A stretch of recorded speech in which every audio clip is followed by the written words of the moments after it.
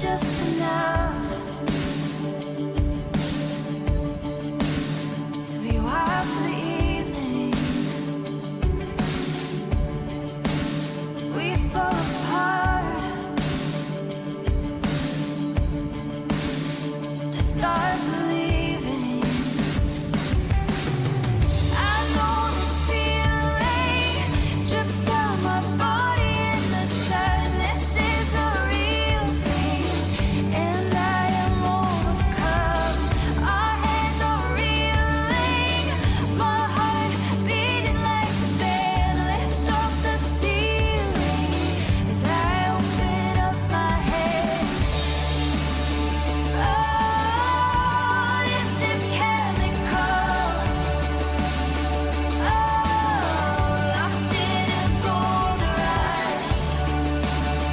Oh, this is the promise of reckless and ruthless love. We build it up with songs of the broken, caught in the rough between us and a moment. I know this fire reaches the corners of my truth. Oh, I am lighter when I'm reflecting you. Tonight I'm all in. I trade my past for something new. I'll let it reach in to see what this can do. Moving, going moving, moving, moving. Going moving, moving, moving.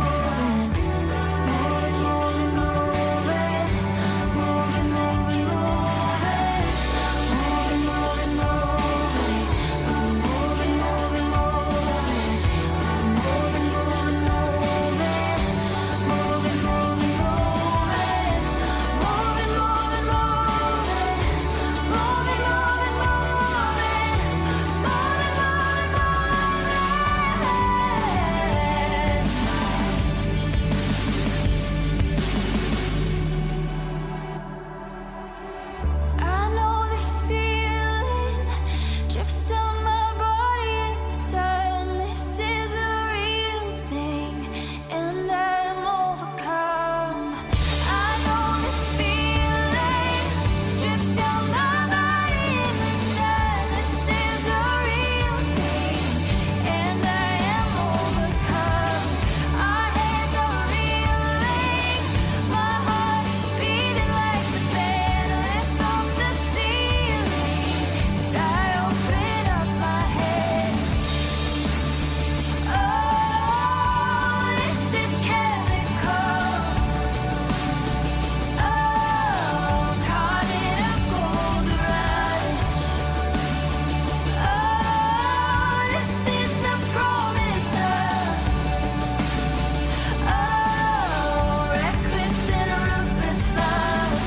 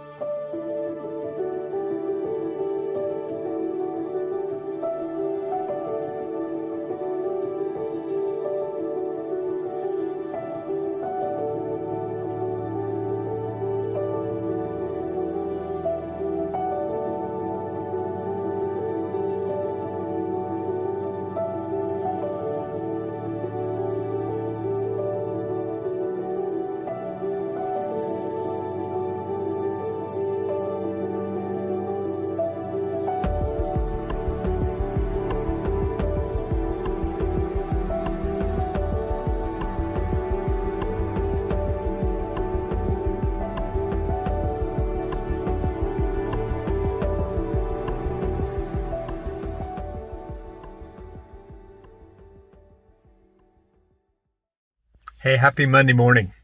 I'm sitting in this spot. You can kind of see where I am here today. It's early Sunday morning and we're getting ready for church, and I wanted to come here early and sit in this spot and talk to you about this Monday morning. Because a week ago, Monday morning, I heard some really tough news. And on that Monday morning, I heard that 2 young men were shot in our parking lot. And I was thinking, oh man, I was thinking in my spirit, my heart grieved. My heart went out for those young men. My heart went out for the trouble. And then I was even thinking how hard it is for us to get people to come to church. And how hard it is for our preschool families to feel safe and all of the things that are there. And in my car at the time, I was driving, getting ready to go on a retreat. And my car was this coin. And it's so interesting. That coin represents a series we did called Flip It. And I love that. It's such a good reminder. On the back it says, I can do all things through Christ who strengthens me. And as I was just thinking about it, and I'm sitting here this morning, I'm just reminded today that no matter what you face on Monday morning, I don't know what your Monday morning's like, no matter what you face, God can help you take it and make something good out of it. And I have to ask myself the question, do I practice what I preach? Do I believe what I preach? And I do. I do. And as I was thinking about it, I'm sitting in the spot where some teens gathered, and I don't know whether they meant to get in the mischief that they got into. I don't know what they were meaning to do, but I know that what they were doing when they got together wasn't good. On the other side of the building, in our youth center, a whole bunch of teens were getting together to find God, to meet God. And in between is the church. And boy, I think that's exactly the way it is in our world today. Our world's full of mischief and our world's full of stuff. And on one side, we're getting together and trying to find God and follow God. And in between's the church. And the church helps bring our worlds together. So I don't know what kind of world you're facing today. I don't know what you're experiencing right now. But I got to tell you some really great news. That God has everything you need for today. And as you read the One Year Bible with me, and that's what this is all about, you're going to discover who God is and what He's like. Now, let me just say, if you're reading along in our One Year Bible, which we take these morning thoughts from, you've been reading Jeremiah, and there are random messages that God gives to all these different countries, not just to Israel, but all these other countries, and essentially calling them out on what they believe and all their different gods and all their different religions, and they're just statements of fact. They're just truth. They're statements that say, hey, your God isn't going to save you. And time again, Jeremiah has been saying to Israel, to Judah, to every nation around there, that if you put your faith in God, things are different. And it's just a reminder. So while you read that, remember, everything that Jeremiah shares actually happened. Truth. People got to know that God was real because God would tell ahead of time exactly what's happening. And it's kind of good to know, because when I was thinking about this Monday a week ago, I was thinking, you know what, God knew ahead of time what was going to happen in this spot of this parking lot. And somehow God's going to use that for good, for His kingdom.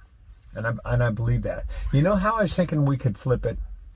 I'm challenging the church this morning. I'm saying to everybody in the church, when you drive by the church, drive around the back of the church. See if there's any kids that have gathered. See if there's anyone that's gathered. Pull up next to them. Start talking to them about the love of God. Start talking to them about all that God can do in their life. I'm telling you what, the coolest thing, we have trouble getting people to come to church that don't know God. Well, they're already coming, and all we have to do is show up and say, hey, welcome to church, man, out here in the parking lot. How can I help you? How do I get to know you? What's your life like? And literally love hell out of them. And I know you'll do that. That's what I think about. I can't wait. I'm going to drive by daily and just look for people that I can talk to and love. Well, the readings I'm taking from today's reading is found in Titus 2. And Paul, who's a pastor, kind of a head pastor, was writing to a young pastor and kind of giving him advice. And here's the verse that stuck out to me. Titus, promote the kind of living that reflects wholesome teaching. It's just a good good thing. And then he goes on and he talks about older men exercising self-control, being worthy of respect, and teaching women and older women and young men and all of this. And here's what he comes to the conclusion, verse 8. Teach the truth so that your teaching can't be criticized. Let me just stop here and say, the truth doesn't work unless it's preached. Some people want to change the truth, and they want to say that this is the truth. Instead, what I think Paul's saying to Titus, and I think he's saying to all of us, that truth, capital T truth, comes from God, and it only works when you preach it as it is, and it remains as it is. Truth works, and truth we can find in God's words. Now he goes on here, and there's a passage here that troubles some when it talks about slaves obeying their masters. And I realize in that day in the Roman Empire, clearly 2/3 of the Roman Empire were slaves. So 1/3 were kind of the ruling class, 2/3 were slaves. And Paul essentially is talking to these people that are in a difficult spot. Now, slavery in that day was a little bit different than today. It was a little bit like indenturing yourself for 40 years of work, and then you're freed. So it's very, very different. But it was taken out of context for our country and many people, saying that somehow God approved of slavery. That's not what he's saying at all. I think what he's saying is, here you are in your circumstance. Just remember, God can use you even in your circumstance. He can flip your circumstance. He goes on, it says that God gave us Jesus in verse 14. Jesus gave his life to free us from every kind of sin and to cleanse us and to make us his very own people, totally committed to doing good deeds. I just ended with that. I was thinking, on this Monday, are we totally committed to doing good deeds? I mean, he saved us. He frees us from every kind of sin. Not to say, go around and say, I'm better than you, we're better than you. No. Here's why. Because when we aren't cluttered up with a sin in our life, it's so much easier to follow him and to do the things that God's called us to. So today, I don't know what he's asked you to do, but I know God has some great things planned for you. And I can't wait to hear how God uses you. So I hope, like me, you'll learn to flip the things in your life that are negative and be reminded today that all things work together for good to those that love God and are called according to his purpose. Now, here's what I would say to you. I love God with all my heart. I know somehow today God's going to use everything for good. And if you don't love God, I encourage you, start loving him today.